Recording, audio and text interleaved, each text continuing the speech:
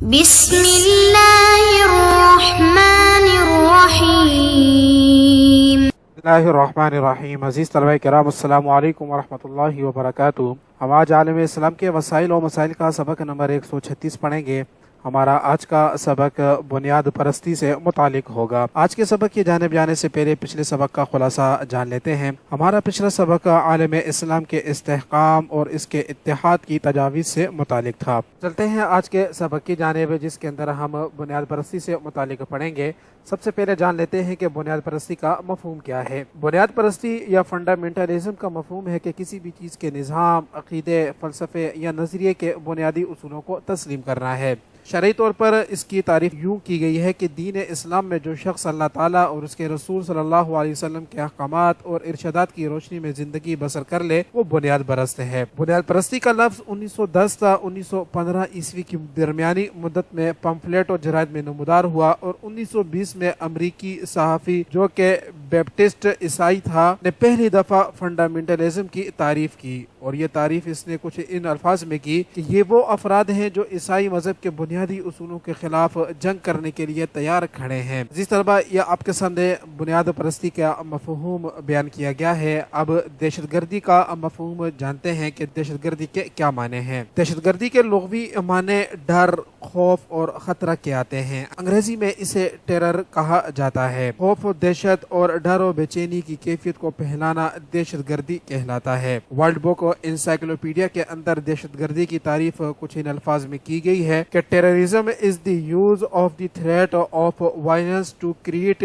Fair and alarm. دہشت گردی کی اقسام سے متعلق پروفیسر ایچ آئی کریمینن اسٹوچ کے قول کے مطابق دہشت گردی کی چند اقسام ہیں۔ ان میں سے سب سے پہلی ریاستی دہشت گردی آتی ہے کہ حق خود ارادیت سے محروم رکھنے کے لیے یہ دہشت گردی کی جاتی ہے، جیسے اسرائیل، امریکہ اور انڈیا کر رہے ہیں، اور ماضی میں گسٹاپو، کے جی بی اور مشرقی جرمنی کے اسٹیٹ سائی اور ان جیسے اداروں کا ہم وطن نسلی اقلیتوں سے تشدد کرنا ہے۔ دہشت گردی کی دوسری قسم ثقافتی دہشت گردی ہے۔ پرنٹ میڈیا کے ذریعے دنیا کو گمراہ رکھنا اور لغو الزامات سے حقیقت کو مسخ کرنا اور برائی کی تشہیر کرنا ثقافتی دہشت گردی ہے، جیسے آج کل کیبل اور پرنٹ اور الیکٹرانک مغربی میڈیا کی طرف سے ہو رہا ہے۔ دہشت گردی کی تیسری قسم ٹیکنیکل دہشت گردی ہے۔ سیاسی، سماجی، ملکی، غیر ملکی شخصیات کو حبس بیجا میں رکھ کر بڑی رقوم کا مطالبہ کیا جاتا ہے، اور یوں مختلف طرح سے زر بٹو کر کثیر رقوم حاصل کی جاتی ہے۔ دہشت گردی کی ایک چوتھی قسم مذہبی دہشت گردی ہے۔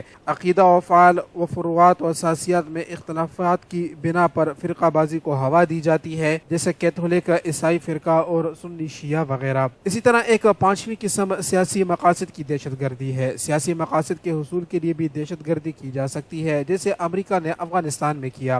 دہشت گردی کی ایک چھٹی قسم گلوبل دہشت گردی ہے۔ ایک امریکی تجزیہ کار کے بقول کہ امریکہ کی پالیسیوں اور نیو ورلڈ آرڈر کے حامیوں کی مخالفت کرنے والوں کو دہشت گرد بنانا امریکہ کا کھیل ہے۔ دہشت گردی کی اگر مختلف شکلوں کے بارے میں بات کی جائے تو رات دن متحرک دہشت گردوں کے اذہان میں ایک ہی خیال اور مقصد چھایا رہتا ہے، یعنی انسانیت کا بے رحمانہ قتل کی کچھ مثالیں ہیں، جیسے ہجوم پھینکنا، بلا گناہ بے تمیز قتل عام، ذرائع مواصلات کی بربادی، تیاروں، بسوں، بحری جہازوں کا اغوا اور ان میں دھماکے، سڑک پر نصب بم، کھڑی کاروں میں بم بلاسٹنگ، نجی و سرکاری عمارتوں کو نشانہ بنانا، سول آبادیوں میں دھماکے کرنا، میڈیا کے ذریعے افواہوں سے دہشت پھیلانا، خودکش حملہ کرنا، کیمیائی ہتھیار پھینکنا، آگ لگانا، پیٹرول چھڑکنا، ڈاکہ زنی، گھروں سڑکوں پر قتل، انارکی پھیلانا، تاوان مانگنا، مخالف رہنماؤں کا قتل، ٹریک اور پائپ لائنوں کو تباہ کرنا، چھاپہ مارنا، بینک لوٹنا، سرکاری املاک کو نقصان پہنچانا، اسکولوں اور تعلیمی اداروں کو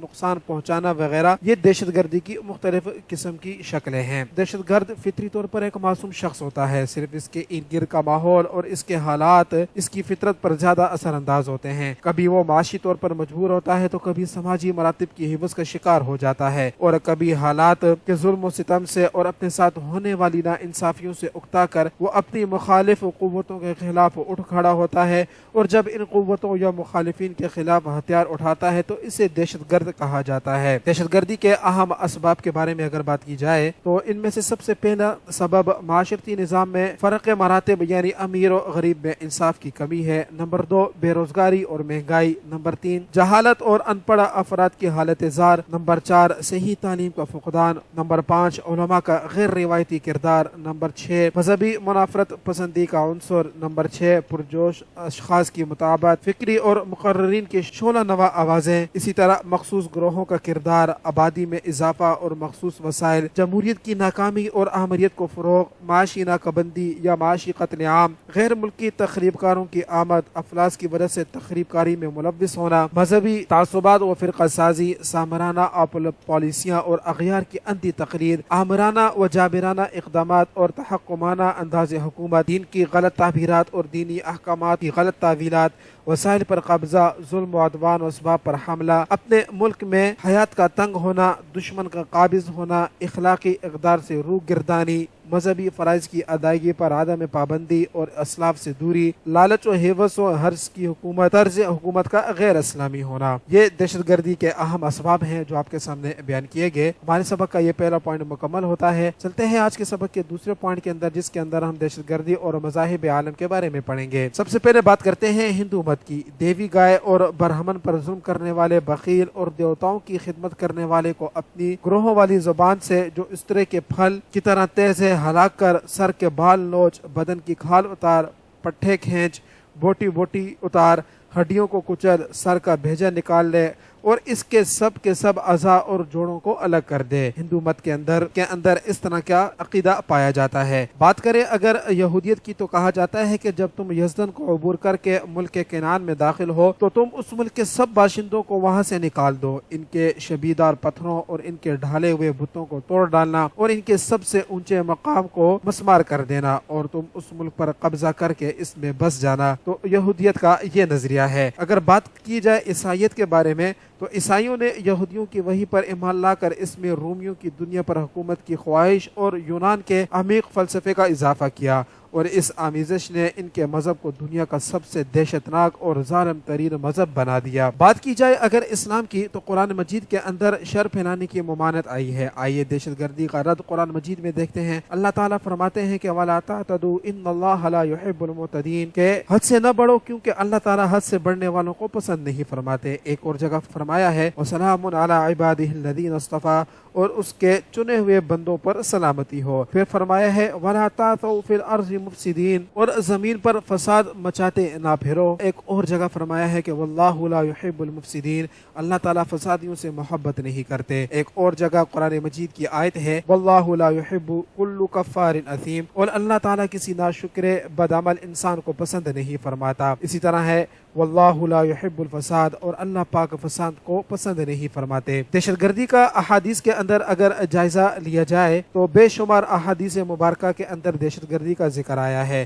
تو ان میں سے چند فرامین رسول صلی اللہ علیہ وسلم آپ کے سامنے پیش کیے جاتے ہیں کہ بخاری شریف کے اندر ہے کہ ظلم و سرکشی بروز حشر کئی تاریکیوں کا سبب ہوگی۔ اسی طرح بخاری کی ایک اور روایت کا مفہوم ہے جس نے کسی ذمی کو قتل ناحق کیا وہ جنت کی خوشبو بھی نہ پا سکے گا۔ اسی طرح ایک اور حدیث مبارکہ کا مفہوم ہے کہ تمہیں ہر تازہ کلیجے کے ساتھ نیکی کرنے پر ثواب ملتا ہے۔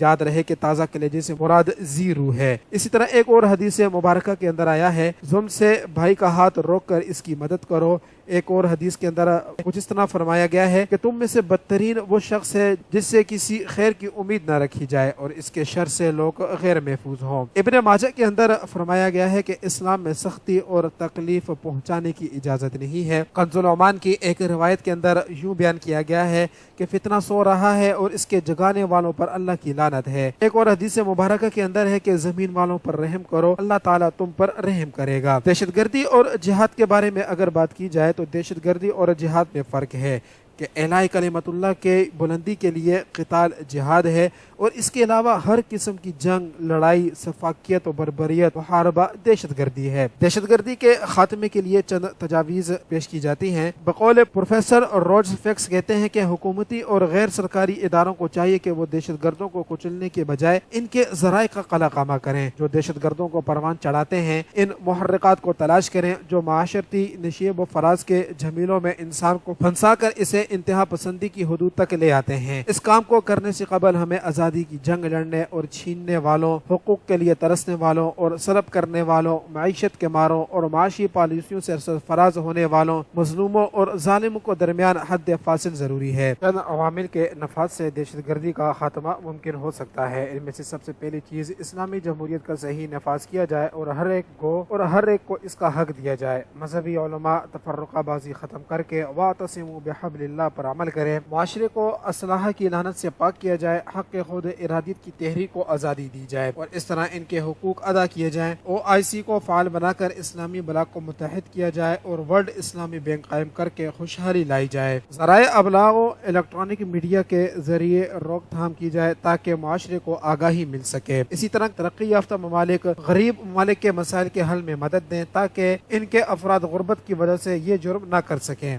امریکہ اور ترقی یافتہ ممالک اپنی پالیسیوں پہ نظر ثانی کریں اور نیو ورلڈ آرڈر جیسا نظام ختم کیا جائے تاکہ عالم دنیا میں امن ہو سکے۔ دنیا سے غربت، آبادی میں اضافہ، دولت کی غیر منصفانہ تقسیم، غریب ممالک کے وسائل کی لوٹ کھسوٹ جیسے مسائل کا خاتمہ کیا جائے اور معاشرتی ہم آہنگی کو فروغ دے کر معاشرتی انصاف کو عام کیا جائے۔ ورلڈ بینک اور IMF جیسے اداروں کو ترقی یافتہ ممالک کے اثر سے آزاد رہتے ہوئے غریب ممالک کو آسان شرائط پر قرضے دینے چاہیے تاکہ یہ بھی غربت و افلاس سے نجات حاصل کر کے خود کفیل بن سکیں اور ان کے عوام خوشحالی سے زندگی بسر کر سکیں۔ عزیز طلبہ، ہمارے سبق کا یہ دوسرا پوائنٹ بھی مکمل ہوا۔ آج کے سبق کا خلاصہ جان لیتے ہیں۔ آج کے سبق کے اندر ہم نے بنیاد پرستی سے متعلق پڑھا اور اس کے اندر ہم نے بنیاد پرستی کا مفہوم جانا، دہشت گردی کی تعریف کی، اسی طرح دہشت گردی کے عوامل اور اس کے اسباب اور اس کی روک تھام کے لیے عوامل کا جائزہ لیا۔ تو اس خلاصے کے ساتھ ہی ہمارا سبق مکمل ہوتا ہے۔ السلام علیکم ورحمۃ اللہ وبرکاتہ۔